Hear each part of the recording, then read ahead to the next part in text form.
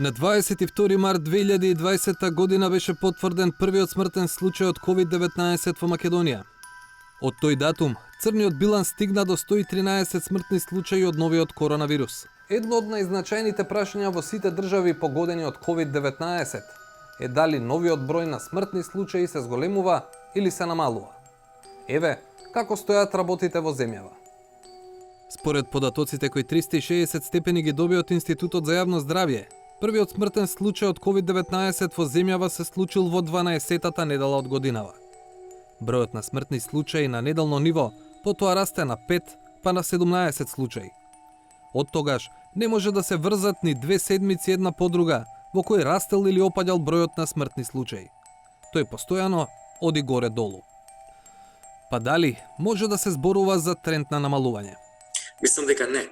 Поради тоа што во медицината 1+1 никогаш не е 2.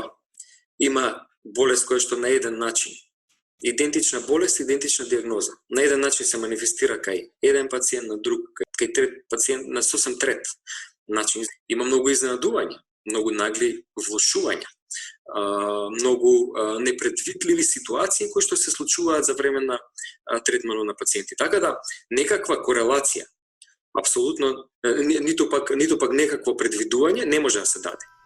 Еднакво важно прашање со она за трендот на нови смртни случаи е колкава е смртноста од болеста во Македонија. Но пред да се погледнат бројките, треба да се научи една медицинска лекција. Што значи морталитет, а што значи леталитет?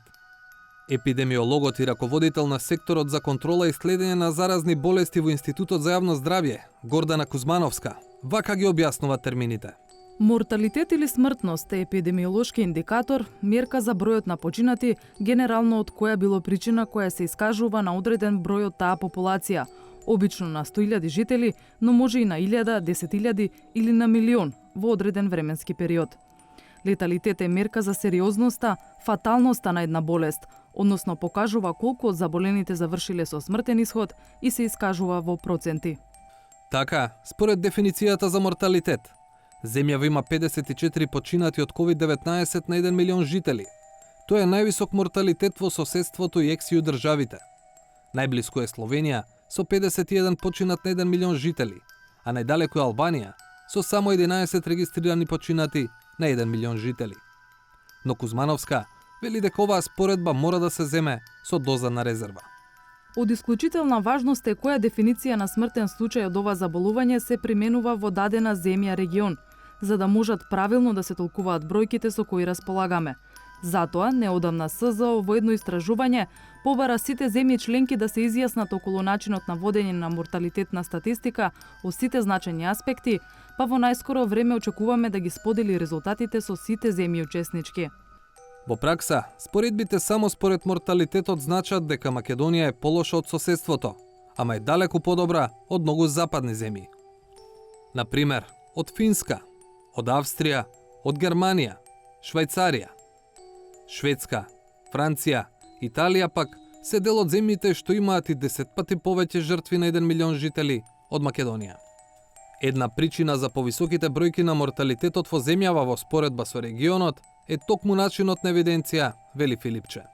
Ние, за разлика од сите други земји, во бројот на починати лица ги калкулираме и оние кои што им е земен приз материјал за испитување постмортем.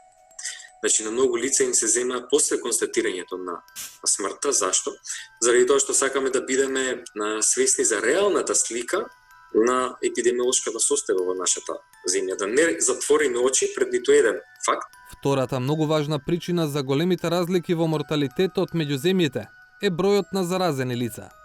Затоа, за здравствените власти е клучен леталитетот, односно бројот на починати од вкупниот број заразени од коронавирусот. Во земјава, таа стапка изнесува 5,7%, што значи 57 смртни исходи на секој 1000 заразени. Со тоа, Македонија е некаде во средината меѓу државите од регионот. Полоши бројки имаат Грција, Босна и Херцеговина, Романија и Словенија. Од друга страна, со понизок леталитет може да се пофалат Бугарија и Хрватска.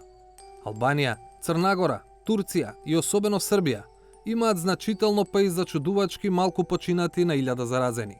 За споредба, леталитетот на вирусот во развиените држави како Германија е 4,6%, а во САД 5,9%.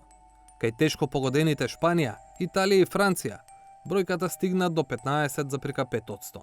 Во нашата држава конзистентното спроведување на стратегијата на тестирање на лица со симптоми или лица кои имале контакт со позитивен веројатен случај придонесе за поголем процент на позитивно тестирани лица и одржување на понизок леталитет, што се промени кон крајот на април и поголемиот дел од мај, кога се намали бројот на тестирани лица и бројот на позитивни соодветно.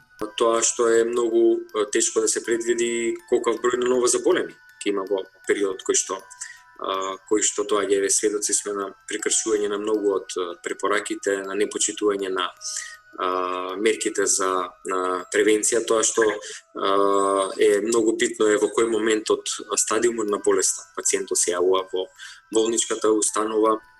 Последните здравствени статистики покажуваат дека во земјава има 447 активни случаи.